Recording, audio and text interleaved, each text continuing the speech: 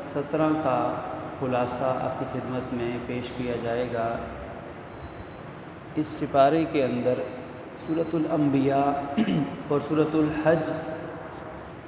کا حصہ شامل ہے۔ سورۃ الانبیاء اور سورۃ الحج قرآن مجید کی دو اہم مکی صورتیں ہیں۔ سورۃ الانبیاء اس میں 7 رکوع 112 آیات مبارکہ ہیں، اور اس صورت کا بنیادی موضوع ہے انسانیت کو اللہ رب العزت کی یاد اور ذکر کی دعوت دینا، اور انسانیت کو یہ سمجھانا کہ انبیاء کرام علیہم السلام جو دین لے کر آئے ہیں یہ آفاقی دین ہے، سارے دنیا کے سارے انسانوں کے لیے ہے، اور اس دین پر چلتے ہوئے جو مصائب یا مشکلات انسان کو درپیش ہوتی ہیں ان کو صبر سے برداشت کرنا انبیاء کا شیوا رہا ہے، اور اسی پر انہیں کامیابیاں بھی ملتی رہی ہیں۔ رکوع نمبر 1 سے ہی اس بات کا آغاز ہوتا ہے کہ اقترب للناس حسابهم وهم فی غفلۃ معرضون۔ بڑی ہی قابل فکر آیت ہے۔ فرمایا کہ لوگوں کے حساب و کتاب کا وقت قریب آ چکا ہے اور وہ غفلت میں پڑے ہوئے منہ پھیر رہے ہیں۔ لوگوں کے حساب و کتاب کا وقت کہ جو ہی انسان نے مرنا ہے حساب و کتاب شروع ہو جانا ہے، جو ہی قیامت میں اٹھنا ہے حساب و کتاب شروع ہو جانا ہے، تو حساب کا وقت تو قریب آ گیا، لیکن لوگ پھر بھی غفلت میں پڑے ہوئے ہیں، اللہ کو یاد نہیں کرتے، اور ان کے پاس اللہ کی طرف سے کوئی بھی نشانی آتی ہے تو اس نشانی کو وہ ہنسی میں اڑا دیتے ہیں۔ اللہ کی نشانیاں آتی ہیں تو نشانیوں کو وہ بغیر سنجیدگی سے لیتے ہیں، انہیں سنجیدہ طور پہ نہیں لیتے، ان کے دل کھیل میں لگے ہوئے ہیں، یعنی دنیا کی زندگی میں یہ ایسے مست ہوئے ہیں، ایسے مگن ہوئے ہیں کہ آخرت کو انہوں نے بھلا دیا۔ تو اللہ کی یاد کی طرف اس پہلے رکوع کے اندر انسان کو بلایا گیا ہے، اور پھر ارشاد فرمایا کہ دوسرے رکوع کے اندر بھی اللہ رب العزت نے انسان کو نصیحت کی ہے کہ گزشتہ قوموں کے حالات کو بیان کیا کہ تم سے پہلے جتنی ظالم قومیں گزری ہیں اللہ نے ان کو غارت کیا، ان کو فنا کر کے اللہ نے نئی قومیں پیدا کر دی، اور پھر ان کی حالت یہ ہوتی تھی کہ جب ان کو عذاب آتا محسوس ہوتا تھا تو وہ عذاب سے بچنے کے لیے بھاگنا شروع کر دیتے تھے۔ اللہ پاک فرماتا ہے لا ترکضوا، اب بھاگو نہیں، ورجعوا، اور لوٹ جاؤ اپنے ان عشرت قدوں کی طرف، اپنے ان عیاشی کے مقامات کی طرف کہ جہاں تم ان گھروں میں اور ان مرکزوں میں اور ان جگہوں میں تم بیٹھ کے اللہ کی نافرمانی کرتے تھے۔ وہ کہتے ہیں کہ ہائے آج ہم ہلاک ہو گئے، ہم تو ظلم کرنے والے ہیں۔ یعنی قرآن بتا رہا ہے کہ اللہ کو یاد نہ کرنے والوں پر آخر کار جب انہیں سمجھانے کے باوجود وہ اللہ کی یاد اپنے دل میں نہیں بساتے، دنیا کی یاد میں پھنسے رہتے ہیں، تو آخر کار ان کا انجام ایسا ہوتا ہے جو بڑا افسوسناک ہے، دردناک ہے۔ اور اس میں یہ آیت بھی فرمائی کہ اگر آسمان و زمین میں اللہ کے سوا کوئی اور معبود بھی ہوتا تو ہم دیکھ لیتے کہ وہ ہر چیز میں فساد برپا ہو جاتا۔ اگر اللہ کے سوا کوئی اور معبود 2 یا 3 خدا ہوتے تو ایک خدا کہتا کہ آج بارش برسانی ہے، دوسرا کہتا کہ آج دھوپ نکالنی ہے، اختلاف رائے ان میں لازمی ہوتا۔ اگر ایک دوسرے کی بات مان لیتا، جو بات مان لیتا وہ خدا نہیں ہو سکتا، اور اگر واقعی دونوں سچے خدا ہوتے تو دونوں اپنی بات پہ قائم رہتے، دونوں میں جنگ ہوتی، یہ کائنات کب کی فنا ہو چکی ہوتی۔ تو انسانی عقل یہ بتاتی ہے، انبیاء کرام علیہ السلام کی وحی نے بھی یہی سکھایا ہے کہ اللہ کی ذات وحدہ لا شریک ہے، اور اللہ نے یہی پیغام لے کر تمام انبیاء کرام کو دنیا میں بھیجا ہے۔ رکوع نمبر 3 کے اندر بھی اللہ پاک نے اپنی نشانیوں، اپنے احسانات کو بھی بیان فرمایا ہے کہ وہی ہے جس نے آسمان و زمین کو پیدا کیا، اور پھر وہی ہے کہ آسمان و زمین جڑے ہوئے تھے، پھر ہم نے انہیں جدا جدا کر دیا، ففتقناہما۔ یہ آیت مبارکہ آج کے سائنسی تحقیقات کی بہت بڑی دلیل بنتی ہے، بہت بڑی ایک توجیہ بنتی ہے، بنیاد بنتی ہے پھر اسی نے زمین کے اوپر پہاڑ گاڑ دیے تاکہ تم یہ زمین ادھر ادھر جھکے نہ، اور اسی نے اس میں کشادہ ہر طرح کے راستے بنا دیے، اور پھر اسی نے محفوظ چھت کو بنا دیا، اور اسی نے رات اور دن کو پیدا کیا، سورج اور چاند کو پیدا کیا، اور سب اپنے اپنے مدار میں گردش کر رہے ہیں۔ اور یاد رکھو کہ ہر جاندار کو موت کا ذائقہ چکھنا ہے، اور ہم تمہیں برائی اور بھلائی دے کر تمہیں آزمائیں گے۔ تو دنیا کی زندگی آزمائش ہے۔ اللہ پاک فرماتے ہیں اس سارے کارخانے قدرت کو بنانے کے بعد انسان کا امتحان ہے کہ کون مشکل میں صبر کرتا ہے اور کون نعمت پہ شکر کرتا ہے۔ اور اللہ کے نبی صلی اللہ علیہ وسلم کو تسلی ہے کہ آپ سے پہلے بھی انبیاء کرام علیہم السلام کا مذاق اڑایا گیا، ان کی بے ادبیاں کی گئی، لیکن فرمایا کہ ان کا انجام تمہارے سامنے ہے۔ مرنے کے بعد کی زندگی کو بیان کیا گیا اگلے رکوع کے اندر کہ جس دن ہم انصاف کا ترازو قائم کریں گے اور کسی پہ ظلم نہیں کیا جائے گا، اور کسی نے رائی کے برابر بھی اگر کوئی نیکی کا عمل کیا ہوگا تو وہ بھی اس میں تولا جائے گا، اور اللہ حساب لینے کے لیے کافی ہے۔ پھر اس کے بعد رکوع نمبر 5 کے اندر حضرت ابراہیم خلیل اللہ علیہ السلام کا تذکرہ ہے۔ اللہ پاک فرماتے ہیں کہ ہم نے ابراہیم علیہ السلام کو حق پہچاننے کی صلاحیت عطا فرمائی ہے، اور جب انہوں نے اپنے والد اور اپنی قوم سے کہا کہ تم جن بتوں کی پوجا کرتے ہو یہ تو مورتیاں ہیں،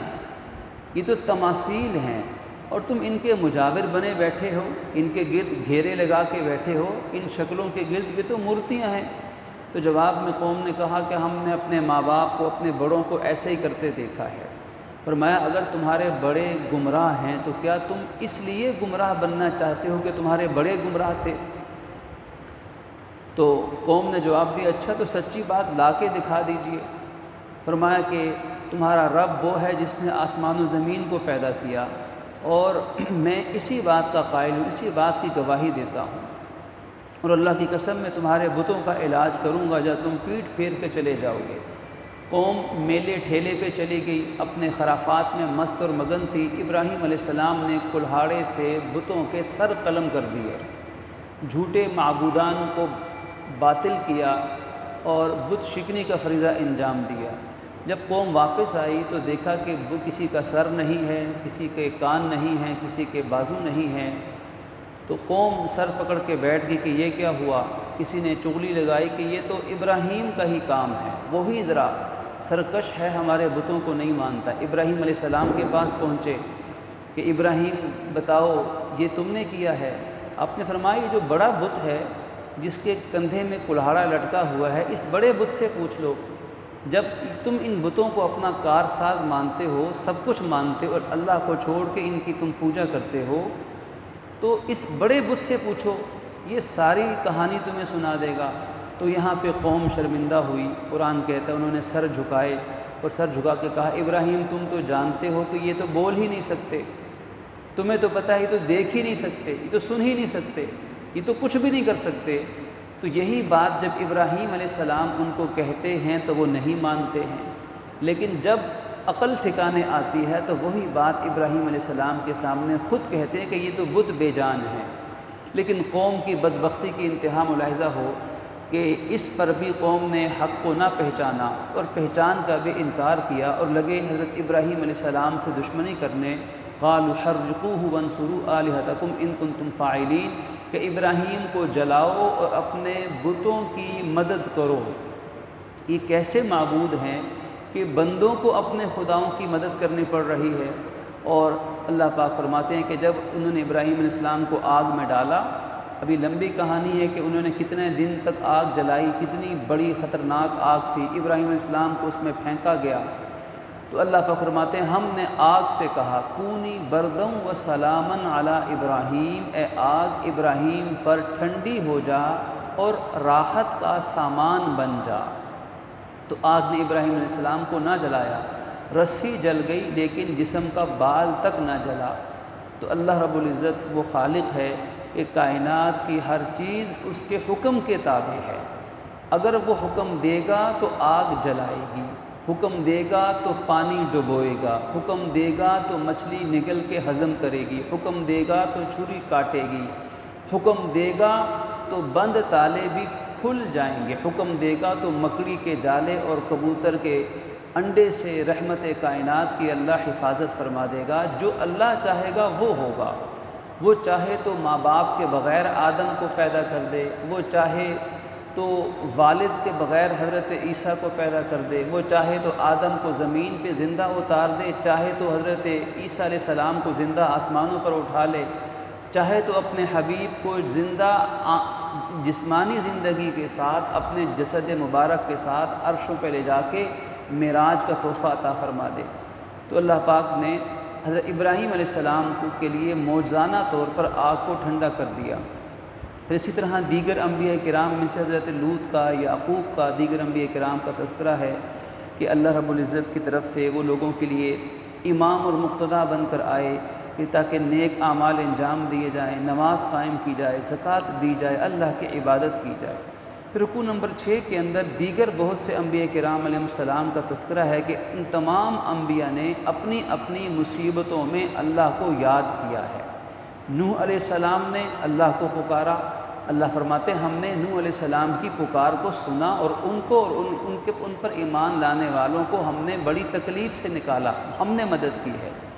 داؤد سلیمان علیہ السلام کا تذکرہ ہے کہ ان کے مسائل کو بھی اللہ نے حل کیا، اللہ نے ہی ان کو بادشاہت دی، ان کو حکمت عطا کی، ان کو علم عطا کیا۔ داؤد علیہ السلام کے لیے پہاڑوں کو مسخر کر دیا گیا، ان کے لیے پرندے مسخر کر دیے گئے۔ اللہ فرماتا ہے کننا فاعلین، یہ جو کچھ بھی تھا کہ سلیمان علیہ السلام کے لیے ہوائیں تابع ہیں، جنات تابع ہیں، پرندے تابع ہیں، کیڑے مکوڑے تابع ہیں۔ آپ پرندوں کی، کیڑوں مکوڑوں کی بھی بات سمجھتے ہیں۔ سورۃ النمل کے اندر تذکرہ آئے گا کہ حضرت سلیمان علیہ السلام نے چیونٹی کی گفتگو سنی، ابھی اپنے اس تخت کے اوپر ہواؤں میں اڑ رہے ہیں، چیونٹی زمین میں ہے اور چیونٹی بولتی ہے کہ لشکر سلیمانی زمین پہ جب اترے گا تو کہیں تم ماری نہ جاؤ۔ حضرت سلیمان علیہ السلام ہواؤں میں اپنے تخت پہ بیٹھ کے اللہ کی تعریف کرتے ہیں کہ میرا رب کتنا عظیم ہے، تمام تعریفیں اس کے لیے جس نے مجھے زمین پہ بل میں موجود چیونٹی کی بات صرف سنائی نہیں، سمجھا بھی دی ہے۔ تو اللہ پاک فرماتے ہیں کہ ہم نے داؤد کو، سلیمان کو ہم نے بادشاہت دی، کننا فاعلین، اصل ہم کرنے والے ہیں۔ اسی طرح حضرت ایوب علیہ السلام کا تذکرہ ہے کہ ایوب علیہ السلام شدید بیماری، مشکلات، مصائب کا شکار ہوئے تو انہوں نے اگر کسی کو پکارا ہے اذ نادا ربہ، صرف اپنے رب کو ہی پکارا ہے، رب کے علاوہ کسی کو نہ مشکل کشا مانا، رب کے علاوہ نہ کسی کو حاجت روا مانا، رب کے علاوہ نہ کسی کو بگڑی بنانے والا مانا، رب کے سوا نہ کسی کو حاجت پوری کرنے والا مانا۔ اگر کسی نبی کو اولاد چاہیے تو اولاد اللہ سے مانگی، مدد چاہیے تو مدد اللہ سے مانگی، شفا چاہیے تو شفا اللہ سے مانگی، دنیا میں فضل اور برکت چاہیے تو اللہ سے مانگی۔ کسی ایک نبی نے اپنے قول اور فعل سے کبھی کسی کو یہ تعلیم نہیں دی کہ اللہ کے سوا بھی کسی اور سے تم مانگ سکتے ہو۔ حضرت اسماعیل علیہ السلام کا تذکرہ ہے، ادریس علیہ السلام کا تذکرہ ہے، ذوالکفل علیہ السلام کا تذکرہ ہے کہ حضرت یونس علیہ السلام کا تذکرہ ہے کہ مچھلی کے پیٹ کے اندر چلے گئے، وہاں جا کر بھی اگر پکارا ہے تو فنادا فی الظلمات، اپنے رب کو ہی پکارا ہے اندھیروں کے اندر۔ حضرت زکریا علیہ السلام کا تذکرہ ہے کہ جب بڑھاپے کی عالم میں اولاد مانگی ہے تو اپنے رب سے مانگی، اذ نادا ربا۔ آپ دیکھیے کہ اللہ پاک ایک ایک اپنے سچے پیغمبر کا ذکر کر کے کہتا ہے اذ نادا ربا، اذ نادا ربہ، ہر ایک نے اپنے رب کو پکارا، اپنے رب سے مدد مانگی ہے۔ تو اس میں اس سے بڑی اور تاکید کیا ہوگی سارے دنیا کے انسانوں کے لیے کہ اللہ کو ہی یاد کرو، چونکہ اس صورت کا موضوع ہی اللہ کی یاد ہے، اللہ رب العزت کا ذکر ہے، تو پوری صورت میں یہی چیز، یہی عنوان پھیلا ہوا ہے۔ رکوع نمبر 7 کے اندر فرمایا کہ اس ساری دعوت کا مقصد ہے توحید کا اعلان کرنا اور لوگوں کو توحید کی طرف بلانا۔ تورات، زبور، انجیل، قرآن، ساری وحی کا خلاصہ ہے یاد الہی کو دل میں بٹھانا، اور فرمایا کہ جو توحید پرست ہیں اللہ تعالیٰ انہی کو کامیابی عطا فرمائے گا، یہی فتح یاب ہوں گے۔ اور اسی صورت کی آیت نمبر 107 میں فرمایا کہ وما ارسلناک الا رحمۃ للعالمین، ہم نے آپ کو تمام جہان والوں کے لیے رحمت بنا کر بھیجا ہے۔ پھر اس کے بعد سورہ حج ہے، مدنی صورت ہے، اور اس صورت کا بنیادی موضوع ہے کہ آخرت میں نجات کے لیے اللہ تعالیٰ کا تعلق دنیا میں شرط ہے، کہ آخرت کی جس کو نجات چاہیے تو اللہ تعالیٰ کے ساتھ مرنے سے پہلے ایسا تعلق بنا لو کہ اللہ کی رحمت سے آخرت کے عذاب سے بچ جاؤ۔ اب آخرت کیا ہے؟ آخرت کو مانیں گے تو اللہ کا تعلق بھی سمجھ میں آئے گا۔ تو قرآن کی اس سورۃ الحج کے اندر ابتدا سے ہی اللہ پاک نے قیامت کی منظر کشی کی ہے، اور وہ منظر کشی کیا ہے؟ فرمایا کہ اے لوگو اتقوا ربکم، اپنے رب سے ڈرو، ان زلزلۃ الساعۃ شیء عظیم، قیامت کا زلزلہ بڑی سخت چیز ہے، بڑی شدید چیز ہے۔ اور اس دن حالت کیا ہوگی؟ تم دیکھو گے کہ ہر دودھ پلانے والی مادہ اپنے دودھ پیتے بچے کو بھی بھول جائے گی، اور جو بھی حاملہ ہوگی اس کا حمل گر جائے گا، اور تم لوگوں کو دیکھو گے کہ وہ مدہوشی کے عالم میں ہیں، اپنے حواس لوگ کھو بیٹھیں گے، حالانکہ وہ کوئی بے ہوش نہیں ہوں گے، لیکن اصل میں قیامت کا عذاب ہی بڑا شدید ہوگا۔ تو یہ پہلی دو آیات میں اللہ پاک نے آخرت کا منظر بیان کیا، جب قیامت کا زلزلہ برپا ہوگا، یہ آسمان زمین سب فنا ہو جائیں گے، تو اس وقت کو یاد کرو کہ جب اس وقت میں اللہ کے سوا کوئی مددگار نہیں ہوگا۔ اب اس وقت میں کون کامیاب ہوگا؟ وہ کامیاب ہوگا جو اللہ پر دنیا میں ایمان لا کر اپنے خالق کی عبادت اور بندگی بجا لائے گا۔ اگلی آیت میں فرمایا کہ وہی ہے جس نے اگر تمہیں شک ہے کہ مرنے کے بعد یہ قیامت، یہ آخرت زندگی ہے کہ نہیں ہے، اگر تمہیں شک ہے تو اپنی پیدائش پر غور کر لو۔ ہر انسان دنیا میں پیدا ہوا، تو جس کو آخرت میں دوبارہ زندہ ہونے کے بارے میں شک ہے تو اللہ پاک فرماتے ہیں کہ ہم نے تمہیں مٹی سے بنایا، اسی سے نطفہ پیدا کیا، پھر اسی کو ہم نے گوشت کی بوٹی بنائی، پھر ہم نے اسی سے اس کا لوتھڑا بنایا، اور پھر ہم نے اسی سے اس کا پورا ڈھانچہ، اس کی تخلیق بنائی، اور اس کو ہم نے مکمل نقشہ سازی اس کی تاکہ ہم تمہارے سامنے اس کو وضاحت سے بیان کر دیں۔ اور ہم ہی ہیں جو رحم مادر میں ایک مخصوص مدت تک ہر ذی روح کو رکھنے والے ہیں۔ ہم نے ہی تمہیں بچے کی صورت میں دنیا میں بھیجا ہے، اور ہم نے ہی تمہیں جوانی کی عمر تک پہنچایا ہے، اور ہم ہی ہیں جن کے اشاروں پر تمہاری جوانی سرک کر بڑھاپے کی کھائی میں جا گرتی ہے، اور ہم ہی ہیں جو تمہیں موت دینے والے ہیں۔ تو جس رب نے ہم نہیں تھے ہمیں پیدا کیا، زندگی دی، بچپن جوانی بڑھاپے تک پہنچایا، تو اب وہی رب جب چاہے گا موت دے گا، تو اس کے لیے دوبارہ پیدا کرنا کون سا مشکل کام ہے۔ پھر اللہ پاک فرماتا ہے تمہیں ایک اور مثال دیتے ہیں، اگر یقین نہیں آیا کہ مرنے کے بعد زندہ ہونا ہے تو ذرا دیکھ لو، مردہ زمین ہے، کوئی سبزہ نہیں، اللہ بارش برساتا ہے، مردہ زمین میں سے زندہ پودے اگا دیتا ہے۔ تو جس طرح زندہ پودا زمین سے نکلتا ہے، اسی طرح اللہ سارے انسانوں کو قیامت میں دوبارہ پیدا فرمائے گا۔ وہ ہر چیز کی طاقت رکھنے والا ہے، وہی زندگی دینے والا ہے، وہی موت دینے والا ہے۔ یہ اس پہلے رکوع کا خلاصہ ہے۔ دوسرے رکوع کے اندر بیان فرمایا کہ اللہ تعالیٰ کا جو تعلق ہے، اس تعلق کو درست کرنے کے لیے اس دنیا میں مختلف امتحانات انسان پر آئیں گے، مختلف مصیبتیں آئیں گی۔ انسان کا فرض ہے کہ ان مصیبتوں میں ثابت قدم رہے اور صرف اللہ کو پکارے، اللہ کے سوا کسی کو نہ پکارے۔ یدعو من دون اللہ، اور جو لوگ اللہ کے علاوہ اوروں کو پکارتے ہیں وہ ان کو نہ نقصان دے سکتے ہیں نہ نفع دے سکتے ہیں۔ یہ بڑی دور کی گمراہی ہے، بڑی دور کی گمراہی ہے۔ اور اللہ ایمان والوں کو، نیک عمل کرنے والوں کو جنتوں کے اندر داخل فرمائے گا۔ پھر اس کے بعد اسی صورت کے اندر آیت سجدہ بھی ہے، اور رکوع نمبر 3 کے اندر فرمایا کہ اللہ رب العزت کے تعلق کی بنیاد پر ہی آخرت کی جزا اور سزا کا فیصلہ ہونا ہے۔ ایمان والوں کو اللہ پاک جنت میں داخل فرمائے گا، انہیں سونے کے کنگن پہنائے گا، انہیں موتی کے زیورات پہنائے گا، ان کا لباس وہاں بہترین ریشم کا لباس ہوگا، اور کہا جائے گا وَهُدُوا إِلَى الطَّيِّبِ مِنَ الْقَوْلِ، اور بڑی عمدہ بات کی رہنمائی تم نے پا لی ہے، اور وہ تمام اللہ کی رحمت سے ایک اچھی راہ پہ چلنے والے ہوں گے اور اللہ کی تعریف بیان کرنے والے ہوں گے۔ اور دوسری جانب جو کفر کرنے والے ہیں، اللہ کی راہ سے روکنے والے ہیں، مسجد حرام سے منع کرنے والے ہیں، اور اسی طرح دیگر الحاد اور برائیوں کو پھیلانے والے ہیں، نُذِقْهُ مِنْ عَذَابٍ علیم، ہم ان کو دردناک عذاب کا مزہ چکھائیں گے۔ رکوع نمبر 4 میں حضرت ابراہیم علیہ السلام کا تذکرہ ہے، حضرت لوط علیہ السلام کا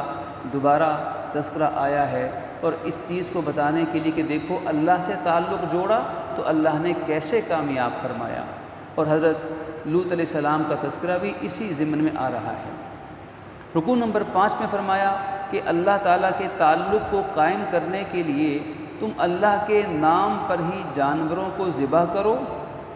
اور اپنی قربانی کو اللہ کے لیے خالص رکھو۔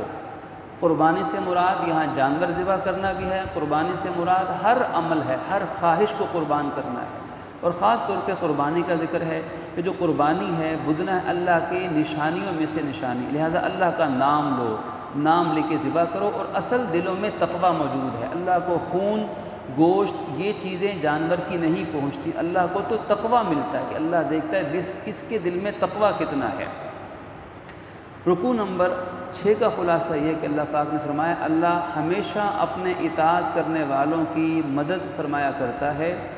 اور اس مدد کے ذریعے سے اپنے نام لیواؤں کو کامیاب کرتا ہے، زمین میں ان کو ٹھکانہ حکومت دیتا ہے، پھر وہ نماز قائم کرتے ہیں، زکوٰۃ دیتے ہیں، نیکی کو حکم دیتے ہیں، بدی سے منع کرتے ہیں۔ اور قوم ابراہیم اور قوم لوط کی طرف قوم مدین ہے، قوم موسیٰ ہے، ان قوموں کا تذکرہ اللہ پاک نے عبرت کے لیے انسانوں کو بیان کیا کہ اور ساتھ فرمایا انسان عذاب کی بڑی جلدی دعا مانگ لیتا ہے، اگر اللہ دعا قبول کر لے تو سارے انسان فنا ہو جائیں۔ رکوع نمبر 7 میں فرمایا کہ حضرت انبیاء کرام علیہ السلام نے حق کی آواز اٹھائی اور شیطان نے ان کے مقابلے میں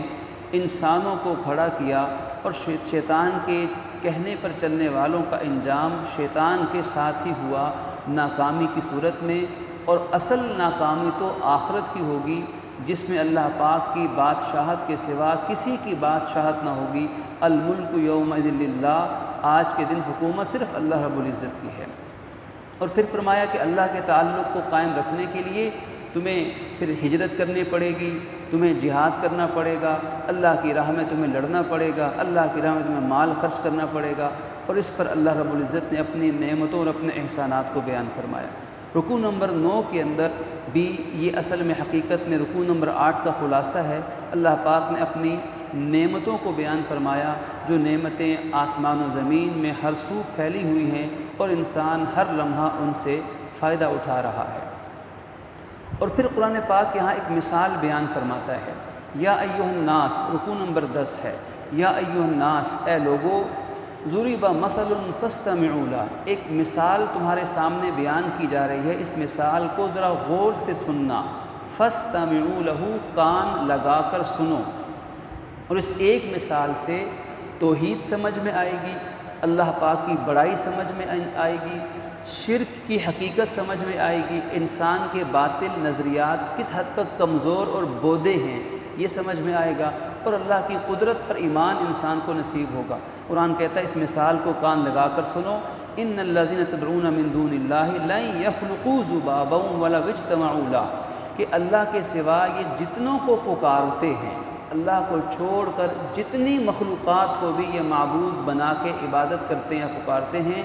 یہ سارے مل کر ایک مکھی بھی پیدا نہیں کر سکتے۔ ایک مکھی، اب چھوٹی سی مکھی جس کو انسان اڑا کے اپنے دفتر سے اپنے گھر سے باہر نکالتا ہے تب بھی مقابلہ نہیں کر سکتا۔ قرآن کہتا ہے یہ چھوٹی سی مکھی ہے جس کو انسان شاید کبھی اتنی اہمیت سے دیکھتا بھی نہیں ہے، ہر گھر میں موجود ہے، ہر جگہ موجود ہے، اس مکھی پہ غور کر لو، سارے دنیا کے مخلوقات مل کر ایک مکھی پیدا نہیں کر سکتے، ولا اجتمعوا لہ، چاہے سارے جمع ہو جائیں، اور مکھی پیدا کرنا تو دور کی بات ہے، مکھی کا پر بھی نہیں بنا سکتے، پر بھی بڑی دور کی بات ہے۔ حقیقت یہ ہے کہ وَإِن يَسْلُبْهُمُ الذُّبَابُ شَيْئًا، اگر مکھی ان کی کوئی چیز اٹھا کر لے جائے، جیسے میٹھا پڑا ہے، شیرہ پڑا ہے، مکھی آ کے بیٹھی اور چھوٹا سا اس میٹھے کا ذرہ منہ میں پکڑا اور اڑ گئی، فرمایا یہ سارے جمع ہو جائیں، اس مکھی کے منہ سے وہ میٹھا واپس نہیں لے سکتے، لا یستنقذوہ من، ان کی اتنی بھی حیثیت نہیں ہے۔ اب اس مثال سے ساری، اور چھوٹی سی مکھی کی بات نہیں، اللہ ساری کائنات کا خالق ہے، ساری کائنات کو چلا رہا ہے، اب اتنی بڑی حقیقت انسان کیوں نہیں دیکھتا؟ قرآن کہتا ہے تو سمجھ جاؤ، ضعف الطالب والمطلوب، جس کی عبادت ہو رہی ہے اللہ کے سوا وہ بھی کمزور ہے، اور جو کر رہا ہے وہ بھی کمزور ہے، طاقت والا صرف اللہ ہے۔ تو اتنی بڑی حقیقت کو سمجھنا چاہیے تھا، اپنے مالک کو سمجھنا چاہیے تھا، لیکن پھر بھی انسان نہیں سمجھتا، تو فرمایا ما قدر اللہ حق قدری، انہوں نے اپنے رب کی ذرا بھی قدر نہیں کی ہے، اپنے رب کی قدر نہیں پہچانی ہے کہ وہ ایسا عظیم رب ہے، ایسا طاقتور رب ہے، ایسا محسن رب ہے۔ ان اللہ لقوی عزیز، بے شک اللہ تو بڑا زور آور ہے اور غالب ہے۔ اللہ نے اب جب اللہ کی قدرت کچھ سمجھنے کو ملی، اللہ پاک فرماتے ہیں کہ اب ذرا مسئلہ رسالت بھی سمجھ لو، اسی طاقتور اللہ نے نبیوں کو منتخب کیا ہے۔ یہ بات انسانی عقل سے کوئی دور کی نہیں ہے، انسانی عقل میں آنے والی ہے۔ اسی رب نے آدم علیہ السلام سے لے کر نبی آخر الزمان صلی اللہ علیہ وسلم تک اللہ نے رسولوں کو منتخب کیا، انسانوں میں سے بھی، فرشتوں میں سے بھی اللہ نے پیغام رسانے کے لیے ان کو مقرر کیا۔ وہ جانتا ہے جو تمہارے آگے ہے، جو تمہارے پیچھے ہے، ہر معاملہ اللہ کی بارگاہ کی طرف لوٹ کر جاتا ہے، لہٰذا اس اللہ تک پہنچنے کے لیے تمہیں چاہیے کہ جہاد ایسے کرو جیسے جہاد کرنے کا حق ہے۔ اور یہ جو دین ہے، یہ دین سب انبیاء کرام کا دین ہے، اس دین میں اللہ نے تمہارے لیے کوئی سختی نہیں رکھی ہے۔ وما جعل علیکم فی الدین من حرج، اس دین میں اللہ نے تمہارے لیے کوئی سختی نہیں رکھی ہے، نرمی ہی نرمی ہے، اس دین میں آسانی ہی آسانی ہے۔